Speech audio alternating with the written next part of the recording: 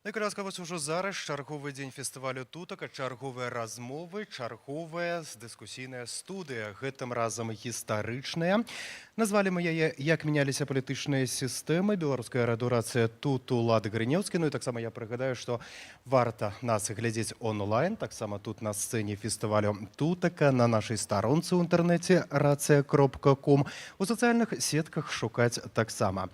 Гістарычная панель зараз, яна называецца як мяняліся палітычная сістэма, ну якая роля ў гэтым была беларусаў менавіта. І я вітаю нашага госця, гэта вядомы беларускі гісторык, беларускі польскі гісторык, прафесор Олег Латышонак. Добрый дзень. Ведаеце, калі вось рыхтаваўся да нашай размовы, я сабе такія пабудаваў напалеонаўскія планы, але як бы з гісторыі акурат мы ведаем, чым скончыліся напалеонаўскія планы. Акрэсліў я гэту тэму, як мяняліся палітычная сістэма, якая беларуская ў гэтым роля. Ну і вось выбраў 4 такіх акцэнты гістарычна, каб усім, хто зараз да нас долучаецца, хто нас слухае, мы вось расказалі.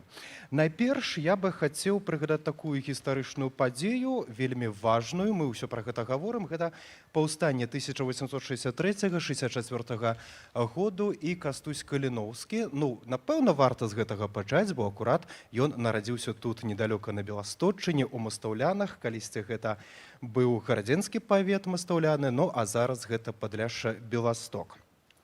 Вось тое далёкае паўстанне, на якое вельмі часта мы яго ўзгадваем, вельмі часта мы на яго апіраемся. Якія умовы, у якіх паўставала гэта паўстанне? Вось як вы думаеце, ці можам увогуле нейкім чынам акрэсліць, ці было вось лёгка тым беларусам, ну, тутэйшым людзям, якія тут жылі на гэтых тэрыторыях, каб паўстаць супраць царызму, супраць Расіі, ну і вось змагацца за аднаўленне Рэчы Паспалітай. Вось якім чынам бы гэта бачылася з гістарычнага пункту гледжання, што пра гэта гісторыя гаворыць?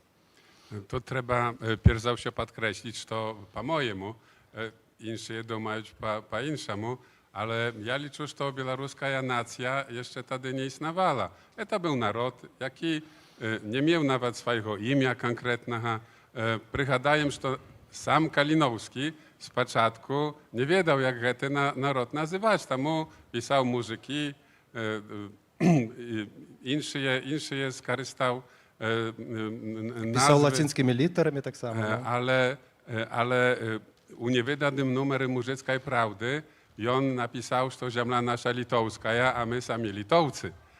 I tylko u listach z Patrzybienicy użo on te listy nakierował do białoruskiego narodu. I kali tak sam prawadyr nie wiedział, co to za naród, to naturalna pro nację my nie możemy говорить. Przy tym trzeba skazać, że wierchi gramadztwa byli polskie. To nie ma odnośnie tego nijakich sumniewał. U nas, u białoruskiej historiografii, publicystyce, wielmi popularne określenie liczwiństwa, jakoje bycam by wyznaczała coś wielmi osobne od Polaków, ale historyczna, regionalna, niejaka odmietność miastowych, ale Polaków, te ludzi zmagali się za Polskę. Trzeba to jasno skazać. Kalinowski tym ważny, że on był prorokiem. I on był sam, jako paplecznik i tylko tak długo trzymali z nim, pokul jego charyzma niosła ich, jakby on ich niósł na swoich rukach, można skazać. Kali jego nie stała, ni jeden z nich niczego nie robił dla białoruskiej sprawy. Sama można skazać dziwne jest, że pułkownik Aleksander Lankiewicz, jaki był naznaczony kalinowskim komandierem bitwy pod Milawidami, koncentracji powstańskich odradów pod Milawidami, największej bitwy powstania 1863-64 u Białorusi, pośle tego wyjechał u Ameryku i tam stwarzał polskie wojska na boku Konfederacji. Konfederacji, jaka zmagała się za rabską systemu. Спадар Олег, вось калі я выкарыстоўваю гэты тэрмін, бачыце, я трошки даў такі выбар: беларусы альбо людзі тутэйшыя, вось якія жылі тут, Падляшша, Гарадзенская вобласць, таксама, як вы кажаце, ну, гарадзенскія тэрыторыі вобласці ўжо выкарыстоўваюць сучасную назву, так?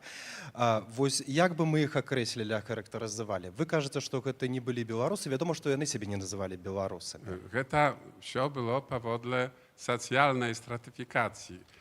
Kto wierchi, to Palaki, szlachta Palaki, czastka już mieszczaństwa, inteligencja. Kali idzie prasielaną, i one byli prosta sielanami. Oni siebie określiwali i heta ja wiedaju jeszcze z mamy mojej wioski, jaka jest tak sama niedaleko od siul, że byli ludzie polskie i ruskie. Nie Palaki i ruskie w sensie rasiejcy, ale prosta ludzi polskie to polskiej wiery znaczyć katoliki, a ruskiej wiery to znaczyć prawosławny. Ale ogólnie można сказать, że zmaganie za duszę sielanina wygrał car Aleksandr II. Tak. Prosta aktem wyzwolenia i nadzielenia sielan ziemloju. Sielanie początkowo nie byli suproć powstania, ale z czasem prosta rasiejcy, można сказать, carskie władzy przeciągnęli ich na swój bok. Chociaż jak raz na Garadzieńszczynie, można сказать, tu udział sielana u powstania był najbolszy, kiedy idzie pra ўсю Беларусь. Ну так, але вось якія умовы былі гэтага паўстання? Атрымліваецца, яны хацелі пры падтрымкі менавіта сялянаў, скажам так, перамагчы расійскія ўлады, бо, ведаеце, я таксама сумернасць гэтых сілаў, бо уявіце сабе, тады ўжо Расія была такой дзяржавай, а тут на гэтых тэрыторыях паўстаюць супраць такой, ну, як бы сучаснай мовай мы сказалі, супраць такой вось махіны цэлай імперыі. Musimy pomnieć, że armieniem powstania było Polskie Carstwo. U Białorusi nazywają powstanie powstaniem Kalinowskiego. Jano takim nie było. Mój siabra, Polak, profesor, rozkazał mi prosto, wielmi zdziwiony, pro studentku z Białorusi, ja tak sam, studentku historii, jaka ja wiedala про powstanie Kalinowskiego, a nie wiedala, że ono było tylko małej czastką powstania ogólnopolskiego, że usia Polska powstała, no skażem królestwa, ale i na Ukrainie, tak że to było same ważne, że armień powstania był w innym miejscu, tam byli najbolsze boje, tam był urad w Warszawie, urad litowski był prowincyjny i on prosto usie prymał usie manifesty, usie zagady warszawskiego urada. I on był regionalny, można сказать. Kalinowska liczyli separatystom, ale jego separatyzm był tym, że on liczył, że miastowy je lepszy pakierując powstaniem, ale to nie znaczy, że on był suproć tego, aby odbudować Rzeczpospolitą, jak ją wtedy nazwali prosta Polska. My rozumiemy, że to nie była prosta Polska, ale niejasne, co było, aby powstanie wygrało. Można сказать, że pokolki Kalinowski był sam, to nikt by jego nie podtrzymał. A na ogół powstanie mogło mieć jakieś machczymości teoretyczne czysta w polskim carstwie, z podtrzymką innych dzierżawów, bo trzeba сказать, że wtedy świat stajał na porozie I świetnej wojny. Wtedy wyglądało na to, że będzie konflikt Unii, to znaczy północnych statów, Rosji i Prus, suproć Konfederacji, znaczy południowych statów, Anglii i Francji. I na geta rozliczali powstańcy. Pokolki wojna nie wybuchła, no szanse były nijakie. Prosto trzeba geta jasno сказать.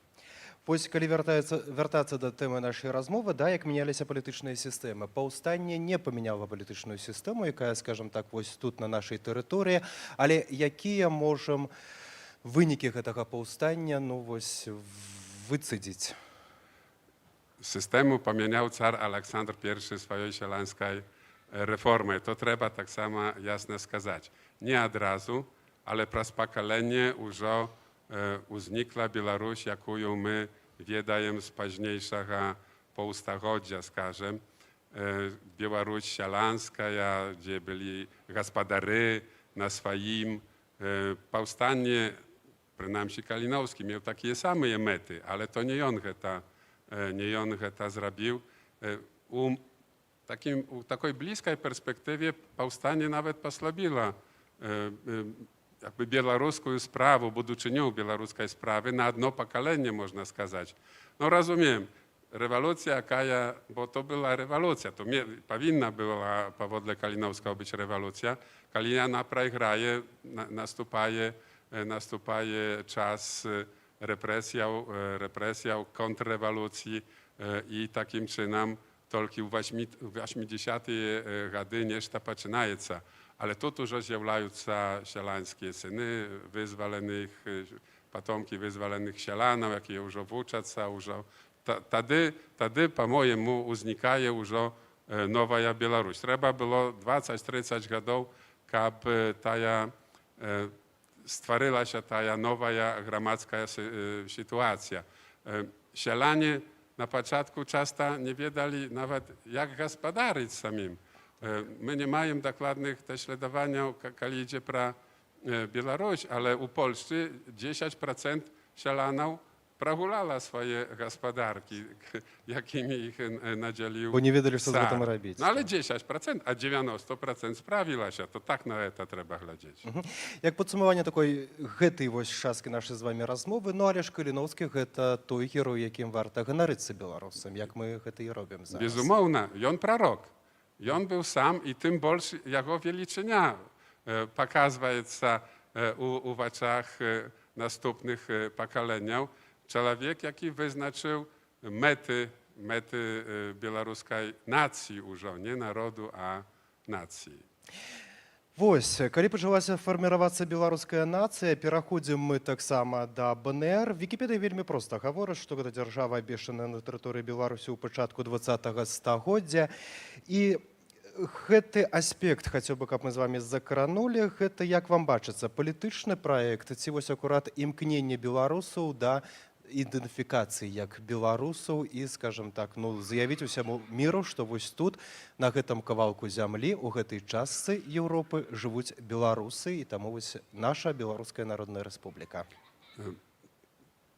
Białorusy i wtedy jeszcze nie byli sformowanej nacją. Przy czym no, można сказать tak, nacje nigdy nie sformowane do końca. One składają się, rozpadają się, mają różne periody. Można сказать, że Białorusy w ten moment byli w fazie rosta.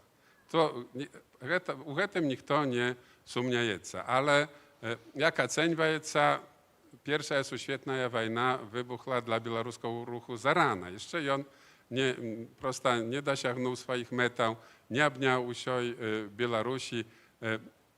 Rewolucja u Rosji 1917 roku i to ta lutowska, ona stworzyła nowe możliwości. I wtedy zaczęło się dumanie, a jak nam być. Дыскусія пачалася палітычная, так, якой раней не было, атрымліваецца? Вибачайте? Пачалася дыскусія, да, ў грамадстве? Dyskusja, ale i dzielność. Komitety różne, partie, wszystko zaczęło powstawać no, jak grzyby po deszczu.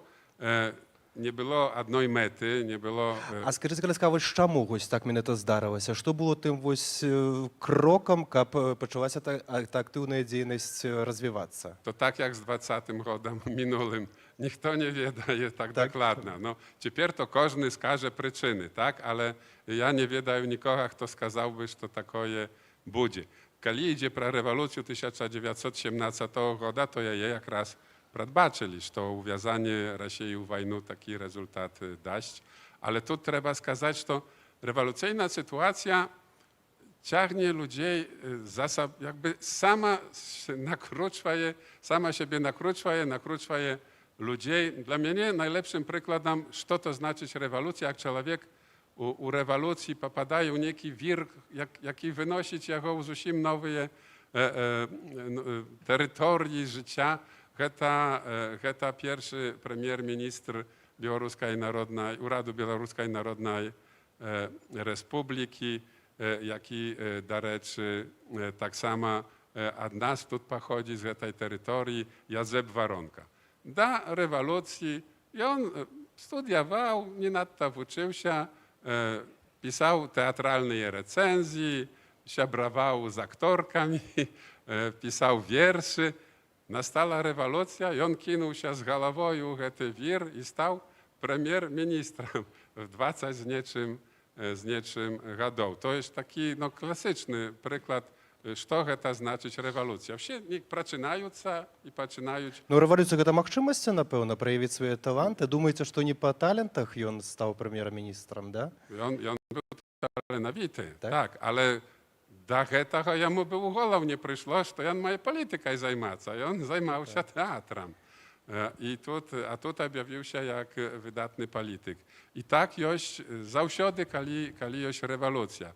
Гэта зусім новая сітуацыя, і людзі, яна вырывае людзей з іх жыццяпісаў, можна сказаць, і дае ім новыя магчымасці. І такая была рэвалюцыя 1917 года.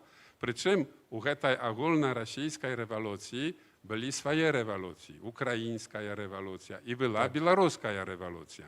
Яна таксама, jak powstanie 1863 roku dawała nowy szturszok do rozwicia nacjonalnej dumki i tak samo do rozwicia gramadztwa. Tylko rewolucja mogła skalyknąć te gramadztwa, pokolki wierchnie plasty gramadztwa byli, można сказать, zadowoleni tej sytuacji. Im nie trzeba było niczego mieniać. Все było ustalowane, тут Rasiejcy, тут Polaki, a komu trzeba tych jeszcze Białorusów. Ja często czuję, że oj, trzeba było domówić się, że to nie słuchali, że trzeba усім gramadztwom. No tak, ale to trzeba kab z усіх боків.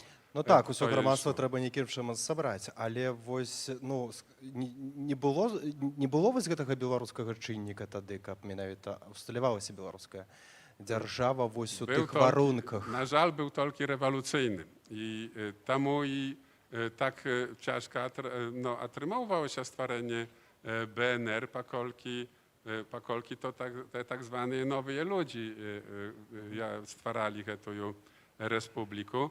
Drugi wielmi ważny faktor bieżeństwa, u jakiemu Białorusi praktycznie nie wiedać, nie włóczać. My tu больше na Białostoczynie to mają u pamięci. Z zachodniej Białorusi wyjechała больше za 1 milion ludzi. Tu Białorusów nie było. A to byli terytorii, jakie do I światowej wojny najbardziej byli poddani propagandzie białoruskiej, nacjonalnej. Тут czytali naszą niwę, tu stwarali się partii. I te ludzie u moment stworzenia Białoruskiej Narodnej Republiki byli u głębi Rosji. I ja думаю, że oprócz tego, że na Białorusi stajali ogromne wojski, rosyjskie i niemieckie, bieżeństwo był to była trzecia przyczyna tego, że nie zdoleli Białorusy stworzyć swojej dzierżawy. Nie śpiewać białoruskiego ruchu, nie mogła się go dziać. Prosta, obiektywna sytuacja była absolutnie suproć Białorusów. А спадар Олег, ці ў гэты перыяд мы нейкім чынам можам меркаваць, вось якая у людзей, якія зноў жа выкарыстаю такі тэрмін, вы жылі на гэтай тэрыторыі, была самаідэнтыфікацыя. Бо вядомая справа, што пра нейкія беларускія справы размаўлялі, напэўна, ў Вільні, тыя ж самыя людзі, якія, вы гаворыце, выдавалі нашу ніву, так і так далей. А вось большасць ці можа меркаваць, як сябе самаідэнтыфікавала ў гэты час па нацыянальным прызнаку? Ja думаю, że coraz bolej ludzi wiedziała, że to jany Białorusy, chociaż to był proces, nie wszędzie taki samy, nie wszędzie tak chudki, ale wielmi chudka on szedł u czas wojny i wojny na ogół chatniej wojny u Rosji, jaka i Białoruś zakranęła, Polska sowieckiej wojny. Ludzie wielmi chudka dośpiewali do rozumienia, że to jest nacja i że to jest swoja dzierżawa. U czas ludzkiego powstania już to rozumieli, ale znowu, тут уже ўсё было вырашана больш магутнымі. Ну, але зноў жа разумелі нейкія пэўныя колы, скажем так, нейкія палітыкі ці можа настаўнікі, бо мы таксама ведаем з беларускай літаратуры такі вобраз настаўніка, які прыязджае ў вёску і пачынае там, скажем так, прапаганду весці ў добрым кірунку гэтага Яны слова. так, то гэта кагорта Інтэлігенцыя, першая, палітыкі. але ўжо сяляне зразумелі. Разумелі. Я даследаваў беларускі вайсковы рух, то ў 20-м годзе то ўжо быў сялянскі рух. Ну, яны папаўнялі Rady Białoruskiego Wojska i no, widać po różnych schodach wioskowych, że już u znacznej, przynajmniej u znacznej czastki sialaństwa już ta nacjonalna świadomość narodziła się i że jany wystupali za stworzenie Białoruskiej Narodnej Republiki, nawet na własnych schodach i to, no skażem, Уже то є обняло Борисовщину, Бобруйщину, Мазирщину. Так що ну, Białoruska Socjalistyczna Sowiecka Republika pośle narodzała się nie w pustym miejscu już. Tu już mają do czynienia z nacją, chociaż nie budu twierdzić, że to już ta nacja usich, jakich mogła, już obniała. Ну і зноў жа, як падсумаванне гэтага перыяду, БНР нейкім чынам змяніла палітычную сістэму? На кароткі час хіба? Na krótki czas. Тут zgodzien. Jana zmieniła na stolki i tak długo, jak pośle te białoruskie nacjonał-komunisty prowadzili politykę taką, jaką by prowadziła i BNR. U sfery, skażem, ducha, ta białorusizacja, a u sfery jakby ekonomicznej ta pobudowa mocnych sielańskich gospodarek. Mało kto już pomnieć, że uzorem dla BSSR tadyszniego 20 lat była Dania i dacka gospodarka. Kalip tak Białoruś rozwijała się, dyk na pewno byliśmy u zupełnie innym miejscu teraz, ale na żal przyszli 30 lata i wszystko to poszło i było zniszczone i poszło nawet u niepamięć, można сказать. Чарговая наша такая падтэма, ну вось ведаеце, варта расказаць таксама вось усім, хто нас зараз, напрыклад, глядзіць на сайце racыя.com, у сацыяльных сетках, таксама паслухае на хвалях беларускага радыё «Рацыя», і гэта, ну, не ведаю, вось польская салідарнасць. Я гэта выбіраў ужо, гэта польскія падзеі, але ну, беларусы беласточаны, таксама беларусы вельмі заангажаваныя. Што далёка хадзіць, ну, вы таксама удзельнічалі ў гэтых падзеях і таксама вам ёсць што ўзгадаць і, скажам так, былі сведкам і удзельнікам гэтых падзеяў. Гэта пазітыўны досвед вось такой палітычнай змены палітычнай сістэмы, ці можна яго назваць увогуле пазітыўным? Z mojego punktu widzenia, безумовно, to stanowczo się trzeba oceniać. Ja pamiętam nastrój. Nastrój był wśród Polaków i tych, nie tylko Polaków, jakie byli za Solidarność, taki, jak ja pośle poczytał pro powstanie 1863 roku, wspomnienie jednego z powstańców. I on mówi, że jakby sam by u powietry lotał, tak jako duch uzniał się i ja, moje rówieśniki, tak samo my to odczuwali. Wielką mogutność to jest, to my z morzem, my nareszcie pobudujemy Polskę taką, jaka ona powinna być. Ale z drugiego boku trzeba сказать, że Białorusy miejscowe nie nadto ochotnie wspierali Solidarność, a to temu, że no, po pierwsze, trzeba сказать, że tak zwana narodna władza, znaczy komunistyczna, była krychu insza raz, czym nie krychu, a nawet seriozna insza, czym u Sowieckim Sojuzie. Po pierwsze, pokinula sialaną u spokoju pośle połowy 50. lat. Tak, że u nas byli te gospodary takie same, jak maryła się, można сказать, zasnowalnikom BNR-u. I była socjalna stabilność. Każdy na swoim, upełniony. Po drugie, komunistyczna władza zrobiła możliwym kariery. Nie pytała się pro pochodzenie, nie pytała się pro wierowyznanie. ty wierowyznanie schował u kieszeni, nie chwalił się i możesz, i nacjonalność tak samo u kieszeni, ale nikt już o tam nie pytał się. Solidarność, a przynajmniej jej znaczna częstka, miała charakter polskiej patriotycznej organizacji, przy tym jeszcze można сказać katolickiej, wielmi katolickiej. No, u nasielnictwie jakoje Polska patriotyzmu wielkiego nie odczuwała, u sensie takim dawajennym.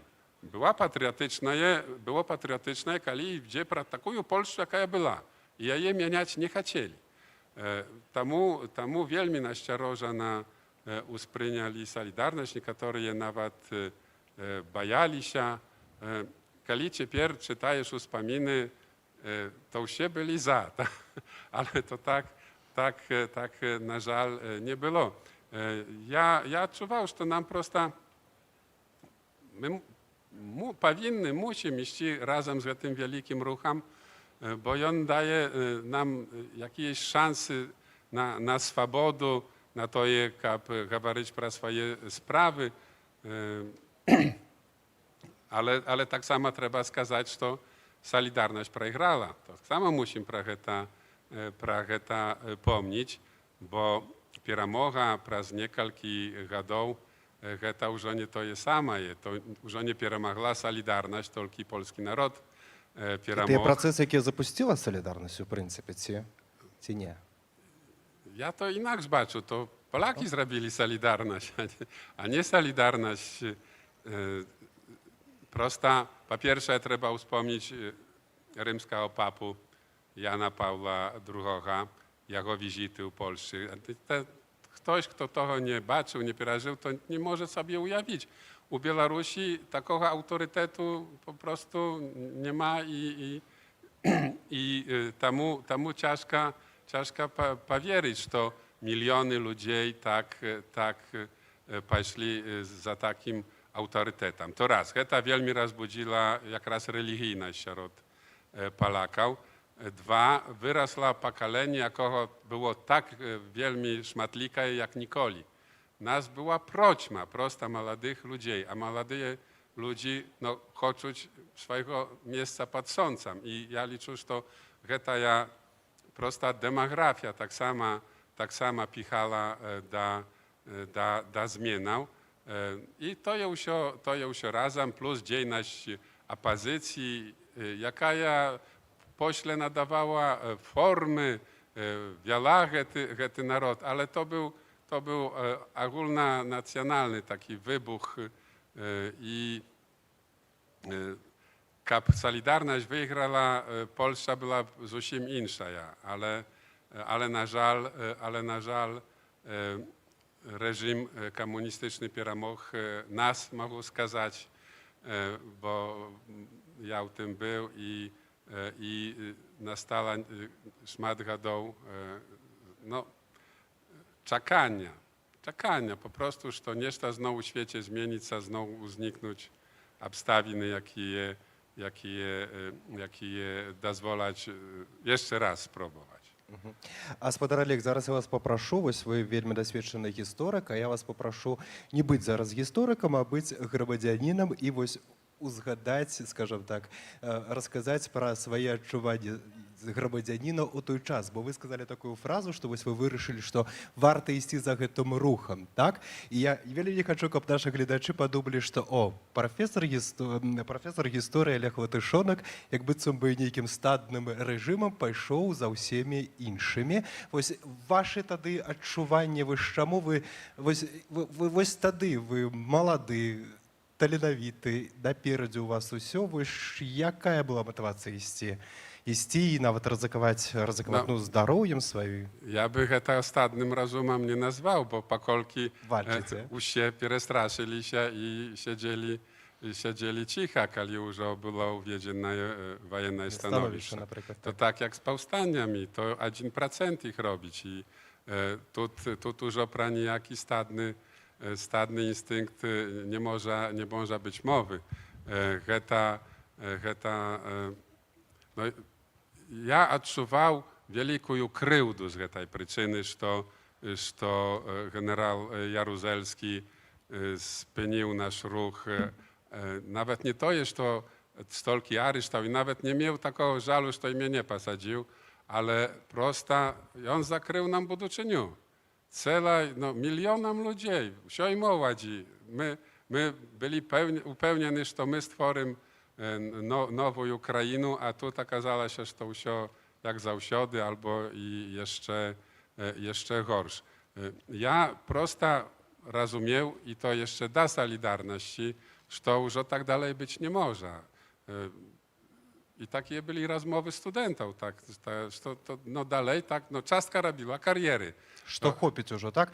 Вось акурат мы падбіраемся да нашага ўжо астатняга такога, бо я хацеў, каб мы з вами паглядзелі на 2020 год, бо вядомая справа, што ён таксама, здаецца, увойдзе ў гісторыю, будзем пра яго калісьці там аналізаваць, будзем яго збіраць інфармацыю і так далей, у падручніках пра гэта пісаць.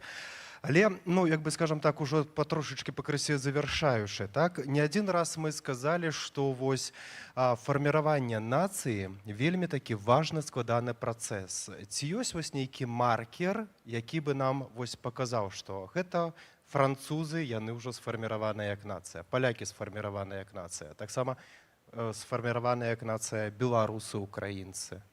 Nie ma ni takiego markera, ni jednej definicji. Pomnю jeszcze, jak ja uczył się, to była książka i tam było 100 z niczym definicją nacji i każdy może stworzyć własną definicję nacji. Można skazać, думаю, про no, emocjonalne przeżywanie swojej nacjonalności. U jednych bolej, niektóre nacji больше usiadki przeżywają swoją nacjonalność. U Białorusów ona była taka dowoli letnia. Ja gdzie nie był i pytał pro nacjonalność, to u ogromnej części Białorusi, kiedy my prowadzili doświadczenie, to nawet przestali pytać ludzie, jako jany nacjonalność, to nie miało sensu, że jany byli Białorusy. A właśnie mianowicie, co jany pod te słowa układali, to już inna sprawa, ale białoruska nacja nie bezupełnie formuje się, no ale glańma na francuską nację. Ona już nie będzie taka jak przy Napoleonie albo u międzywojenny period i nawet jeszcze paśla wojennych. To będzie coś absolutnie innego. Dalej będą, думаю, nazywać się Francuzami i będą mówić po francusku, ale ta nacja u trakcie przeformowania. To jest samo pra większość zachodnich nacjów, można сказać. I to je nam pokazuje, że to proces, jaki nigdy nie kończy się, chociaż nacji to twór historii, kultury i bywa, że to nacje przestają istnieć, stają częstką innej. To jest świetny proces, idzie tysiącleciami i no, chce się wierzyć, że białoruska nacja, polska nacja jeszcze długo będą trwać, ale no, trzeba tak samo sobie ujawiać, znaczy rozumieć, że to jest no, pełna forma supolności ludzi, a jest różne formy supolności ludzi, nie tylko nacji. 20 lat bezupełnie pobolszył kolkaść Białorusów, jak rozumiecie, tych biał-czerwono-białych, wszyscy to je baczyli, a ściach, to symbol, to nie to, on nie to jest to ściach. To nie to jest, tak? Ściach to Amerykanie przysięgają pierwsza na ściach, a pośle już Zjednoczonym Statom Ameryki. To on jest najważniejszy i tak samo i u Białorusi. Ludzie, jakie stali pod tym ściach, już nie będą takimi, jak byli raniej, kiedy pod nim nie stajali. A no widoczne, że proćma ludzi pod tym ściach stała i znaczyć, że ten ściach będzie ich wieści do takiego rozumienia białoruszczyny, jaka wiedzieć, no skażem od czasów BNR, że to białoruska nacja, że to nacja osobna, że tam insi nie говорили, nie podlegają nijakim kategoriom, sortom i tak dalej. Białorusy osobne. I тут widać, что колькасць таких беларусаў ужо вельмі вялікая. Таксама вельмі часта можна пачуць такое меркаванне, ну вось не згодзіцеся вы, напэўна, з ім, але я хацеў бы пачуць ваш адказ, што вось, напрыклад, беларусы яшчэ не дараслі да дэмакратыі, палякі дараслі, украінцы дараслі, французы дараслі да дэмакратыі, а беларусы яшчэ не дараслі. Гэта рэальна да дэмакратыі трэба нейкім чынам дарасці і вось прыйсці да яе, выстрадаць яе, знайсці яе, адваяваць яе? Nie, to nie tak. Ja sam był przekonany do minulego roku, że demokracja w Białorusi skończy się nowej dyktaturą. Że to prosto w takim gramactwie, jakie stolki lat żyje w tej dyktatury, nie ma prosto z czego tej demokracji robić, ale ja prosto a późnymi latami no jakby nie żył tak sprawami Białorusi jak kaliści i dowoli naturalnie nie zauważył, że to nowa proslojka ludzi wyrosła młodych, jakie ośrodki związane swoimi interesami, pracą z Zachodem, mianowita taka proslojka uszudy w świecie, to nie tylko w Białorusi, w Tunezji, w Hongkongu, ta proslojka sama uszudy domagaje się tego samego, udziału w władzy, w wpływie na to, jaka jest krajina. W tym sensie ja teraz optymist, bo Białorusy w minulym roku pokazali, że oni zdolni sobą kierować, że zdolni do demokracji. To nie znaczy, że ja na zapanuje, ale zdolny. Ja taką zrobił dla siebie wysnowu, że może być Białoruś demokratycznej krainą, chociaż ogromne siły, jakie temu supradziejniczają. Tak samo nie lga ich lekceważyć. To nie zwodzić się tylko do osoby dyktatora. No ja tu nie będę dużo mnogo mówić, bo się to je rozumieją, ale teraz mają nadzieję, że Białoruś będzie demokratyczną krainą i że Białorusy zdoleją stworzyć taką mianowitą Białoruś, jaka maryła się wszystkim demokratom. Ось некалькі гістарычных эпох нават мы з вами абмеркавалі, так, як падсумаванне такое пэўнае. Таксама папрашу не як гісторыка, як чалавека Олега Латышонка. Вось дэмакратыя для кожнага з нас. Што гэта ўвогуле? Пайсці ў краму і ведаць, што цябе не затрымаюць, ці калі не ўводзіцца ваеннае становішча, ці калі... To może być, wybaczajcie, ale takie może być i u demokracji. To jest, kiedy demokracja jest, kiedy ludzie mogą sobie wybrać władzę, ale z drugiego boku ty jeszcze przegrali, a czym często zabywają. Ich głos tak samo jest czutny. Ty, kto wygrał, i oni liczą się z tymi, jakie przegrali. A w tym nawet u demokratycznych krainach, jakie demokratyczne od wieków, zabywają.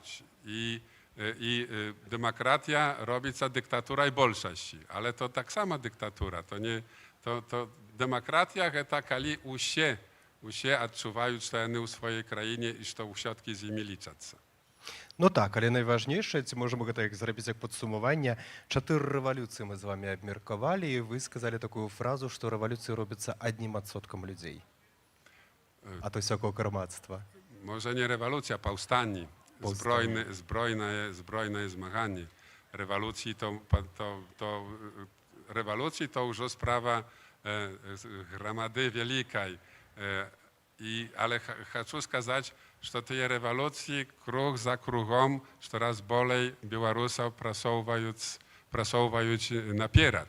Że nawet te przegrane uśrodki, one pakidali ślad i Białorusy rastuć.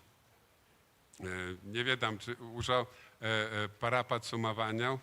To ja na podsumowanie chcę сказать, że ja zrozumiał, że Białorusy wielmi pośpiechowy naród, kiedy zrozumiał, że to wszystko odbyło się przy życiu jednego człowieka. Moja babula narodziła się przy cary i uczyła się jeszcze u rosyjskiej szkole, wyuczała się na carską na pamięć, a kiedy pomierała, Aleksandr Łukaszenka był prezydentem już drugi termin u niezależnej Białorusi. I kto mnie skaże, że to nie pośpiech. Z niczego stworzyli nację, literaturną mowę, zajmieli historię, naukę i swoją niezależną dzierżawę. To już nieszta, czym można ганаритися. Дякую вам вялікі за гэтую размову. Я нагадаю, Олег Латышонак, размаўлялі мы. Я не ведаю, спрабаваў, каб у нас такая была больш папулярная размова, каб усе нас зразумелі. Дзякую вам вялікі таксама за гэтую размову. Дзякую вялікі за кантакт на фестывале Тутака. Я нагадаю, што чарговыя яшчэ дыскусіі, чарговыя размовы наперадзе нас чакаюць. Ну, а мы жадаем вам добрага дня і развітваемся. Да новай сустрэчы.